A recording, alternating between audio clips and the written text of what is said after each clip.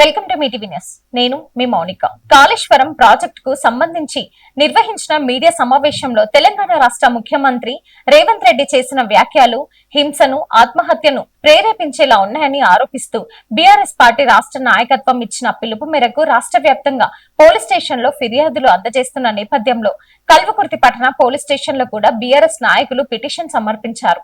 ఫిర్యాదుల్లో BRS అధినేత KCR, party working president KTR, మాజీ మంత్రి హరీష్ రావు తదితరులపై ముఖ్యమంత్రి చేసిన వ్యాఖ్యలు అభ్యంతరంగా ఉండడంతో పాటు హింసను, ఆత్మహత్యను ప్రేరేపించే విధంగా ఉన్నాయని పేర్కొంటూ సంబంధిత చట్టపరమైన చర్యలు తీసుకోవాలని పోలీసులను కోరారు.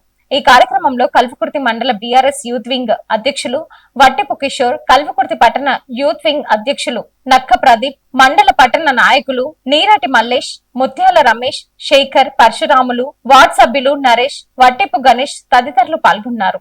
ఈరోజు కల్వకుర్తి పిఎస్ లో మన తెలంగాణ రాష్ట్ర ముఖ్యమంత్రి అయినటువంటి రేవంత్ రెడ్డి గారి మీద పిటిషన్ ఇవ్వడం జరిగింది.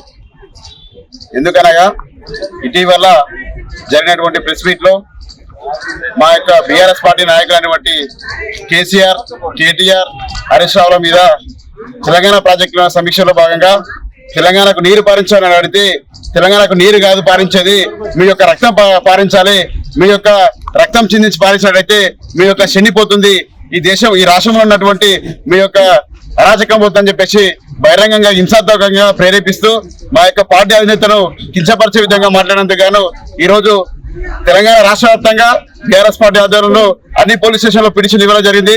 అదేవిధంగా మా కల్వకుర్తిలో బీఆర్ఎస్ పార్టీ ఆధ్వర్యంలో కల్వకుర్తి పట్టణం మరియు మండలం ఆధ్వర్యంలో ఈ రోజు కల్వకుర్తిలో పిటిషన్ ఇవ్వడం జరిగింది. కావున అతని పైన, ముఖ్యమంత్రి గారి పైన చట్టపరమైన చర్యలు తీసుకుని భవిష్యత్తులో ఇలాంటి వ్యాఖ్యలు పునరావృతం కాకుండా చూసుకోవాల్సిన బాధ్యత ఉందని చెప్పేసి ఈ రోజు కోరడం జరుగుతుంది ప్రెస్ మీట్ ద్వారా. వెల్దండలో 71 రోజుల పాటు నిర్వహించిన సుంకిరెడ్డి 6వ ఉచిత ఎస్ఐ కానిస్టేబుల్ శిక్షణ కేంద్రం విజయవంతంగా ముగిసింది. ఈ కార్యక్రమంలో ఐక్యత ఫౌండేషన్ చైర్మన్, కాంగ్రెస్ పార్టీ రాష్ట్ర నాయకులు, టాస్క్ సిఓఓ సుంకిరెడ్డి రాఘవేందర్ రెడ్డి పాల్గొని శిక్షణ పూర్తి చేసిన అభ్యర్థులను అభినందించారు. ఈ సందర్భంగా ఆయన మాట్లాడుతూ, ప్రభుత్వ ఉద్యోగం అనేది కేవలం ఉపాధి మాత్రమే కాకుండా సమాజానికి సేవ చేసే గొప్ప అవకాశమని అన్నారు. క్రమశిక్షణ, పట్టుదల, ఆత్మవిశ్వాసంతో పోటీ పరీక్షలకు సిద్ధమైతే విజయాన్ని సాధించవచ్చని యువతకు సూచించారు.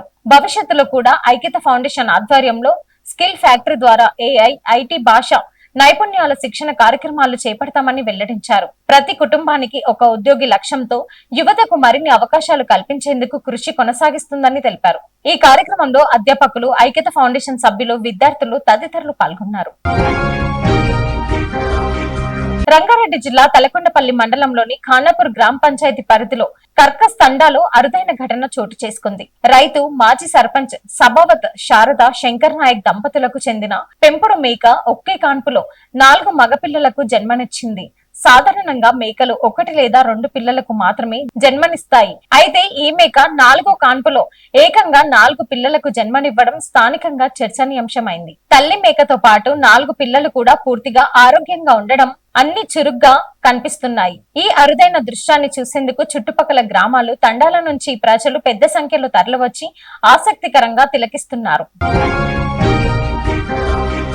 సిరిసిల్లగండ్ల ఉమ్మడి గ్రామ పంచాయతీ పరిధిలో విద్యార్థులు ఎదుర్కొంటున్న బస్సు సమస్యలపై గ్రామ ప్రతినిధులు స్పందించారు. గత కొంతకాలంగా సాయంత్రం వేళ చారకొండ బస్సు సమయానికి రాకపోవడంతో విద్యార్థులు తీవ్ర ఇబ్బందులు పడుతున్నారని పలుమార్లు ఫిర్యాదులు ఇచ్చిన నేపథ్యంలో గ్రామ ప్రతినిధులు Kalwakurthy RTC depot manager Shalini గారిని కలిసి వినతి పత్రాన్ని అందజేశారు. సిరిసిల్లగండ్ల గ్రామ సర్పంచ్ కామల్ల రామస్వామి, ఉప సర్పంచ్ కల్లు సురేందర్ రెడ్డి, మాజీ ఎంపీటీసీ నారాయణ నరసింహారెడ్డి, బీసీసెల్ మండల అధ్యక్షులు ఎడారి వెంకటయ్య, నెనావత్ మహిపాల్ నాయక్ తదితర ఆధ్వర్యంలో ఈ వినతి పత్రాన్ని అందజేశారు.